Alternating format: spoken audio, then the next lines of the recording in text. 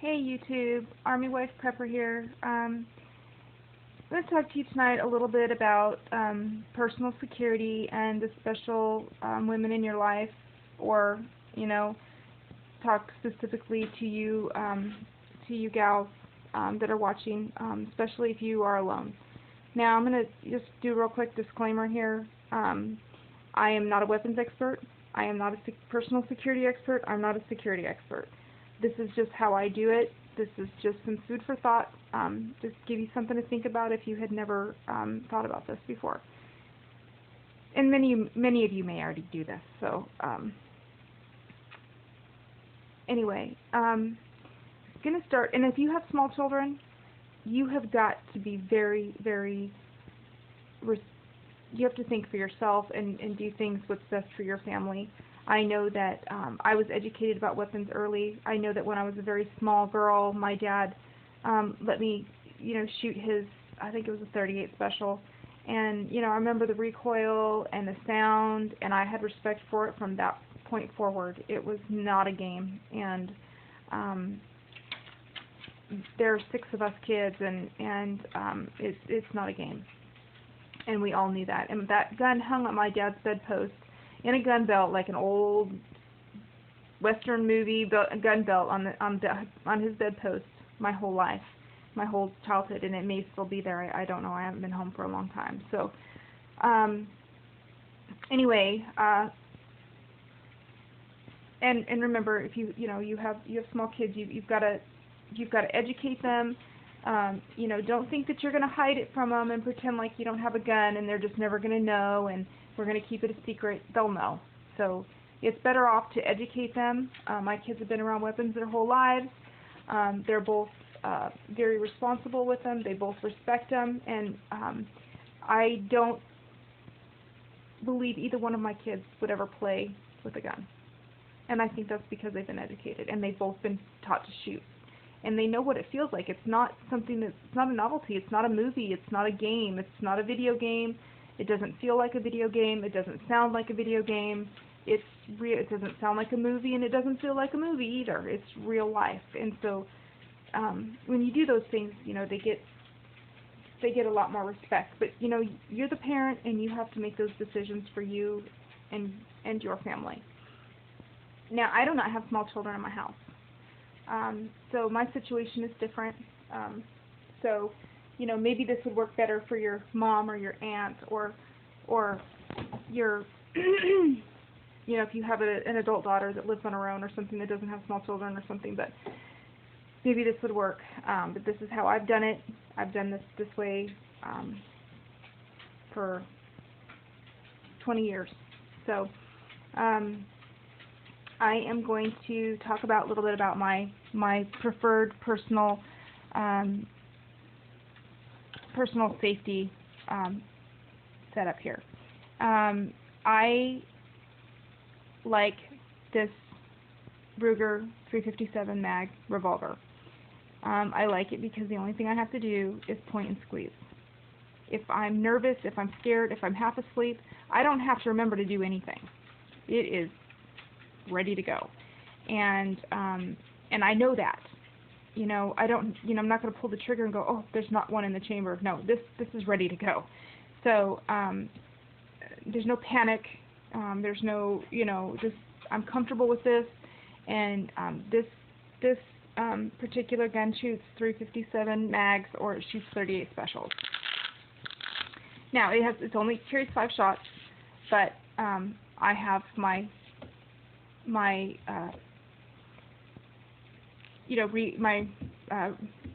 second and third load here, and I use the Teflon tipped hollow points. Now my secondary weapon is I have a tactical shotgun. So nobody's getting through that. That's got double-aught buck in it. There ain't nobody getting through that.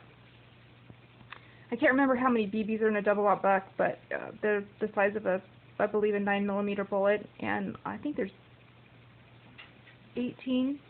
I don't even quote me on that because I don't remember. I just I don't remember exactly how many shots are in there, but anyway, I have a tactical shotgun. Now, I'm going to go over, one other thing about this also is that the grip on this is very comfortable for a female hand. My husband has a Glock, and that's his preferred, weapon of choice, and I respect that. But that thing, the grip is too big. It's very intimidating feeling in your hands, and I don't like it.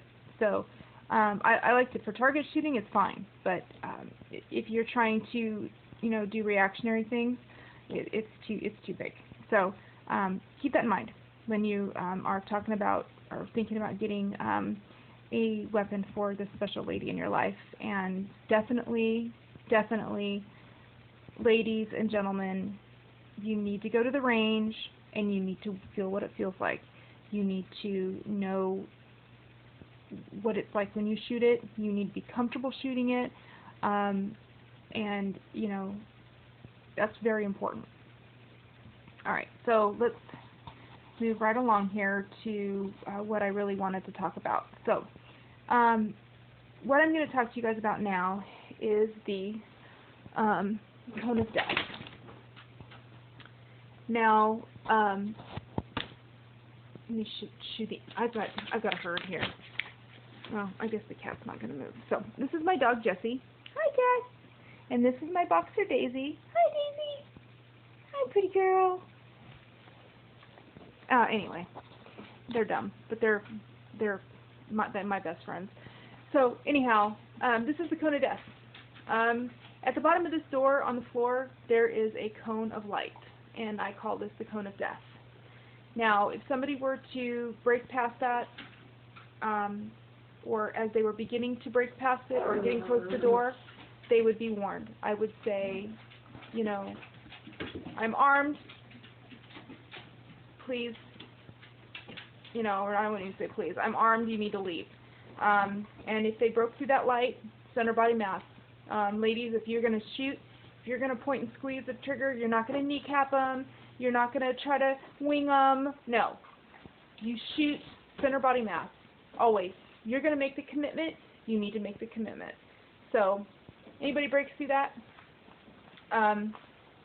after being warned, they're done.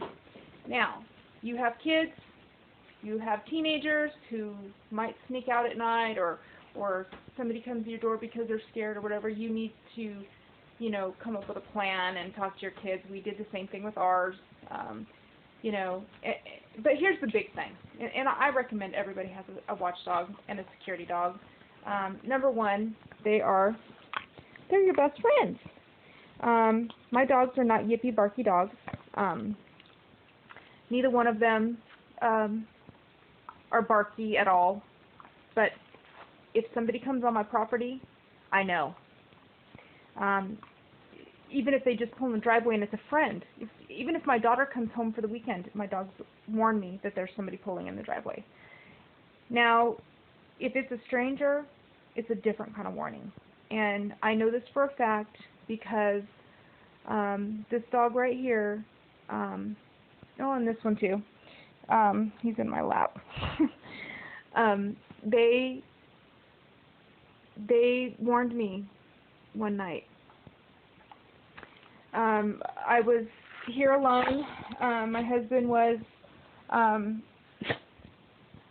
deployment, and I was in the living room, fell asleep on the couch, the lights were on, the curtains were open, and my dog starts going crazy. And she's frothing at the mouth, and she's pacing, and she's acting like I had never seen her act before. And so I got up, I went into my bedroom, I shut the bedroom light off, I grabbed my pistol, I sat on the bed with the pistol in my lap, facing the cone of death. Then I immediately called 911. I got on the police with the dispatcher. I said, there's somebody outside my house, my dogs are going crazy, they've never done this before, and I just want to let you know that I am armed. always, always let the police know that you're armed. Now, when the police got here, there was a man outside my house watching me. And, of course, the police took care of him. I don't know what all happened. I don't want to know. Never happened since. And it was dealt with. And this dog, this one in particular, has she's a warning system right there. You know, nobody's going to cut the wires on this alarm system. As long as I feed her and love her and take care of her, she is my alarm system. And, you know, the grid goes down, I still have my alarm system. The other good thing about having a dog is that if it's my kids, they're not going to bark and go crazy and froth at the mouth. And so I know, you know, if I hear somebody walking around the house at night and the dogs aren't barking or dogs aren't growling, and usually my dogs don't bark. This night they didn't bark. She was growling. So that guy did not know that my dogs were warning me. It was really amazing how different it was. I actually am glad that it happened because I learned a lot from that experience, and I trust my animals. I trust my dogs. So, you know, if it's the kids wandering all night, getting up to get a drink of water or something like that, you know, my dogs aren't going to go crazy, and I'm probably not even going to wake up. But if they do, and somebody gets through that door, and they break through that, let me shut this light off so you can see more what I'm talking about. They go through that cone of death, they're done. Anyway, just something for maybe you to talk to your girls about, guys, and girls, for you that are watching, just food for thought. You know, they can't see you because they're in the light and you're here in the dark. And the other thing that I have is, if they were to kill that light somehow, you know, shut the switch off, or you know, if they could find it or whatever, I have a secondary light that would continue to illuminate that doorway, and they wouldn't be able to immediately figure out where it was coming from. It's a little night light that's, you know, my secondary source of light there in the hallway, and it's battery operated, and it's just my backup. You know, you gotta have a backup to your backup to your backup. Always remember that. So anyway, just like, you know, you can't see it now because the lights are out, but just like my shotgun's my backup to my pistol. You know, I've got 5 shots, and then I've got 6 shots in the shotgun, and you know, I'm good to go. So just food for thought. You guys have a good day and a good night and a good weekend. And this is the Army Wife Prepper signing out.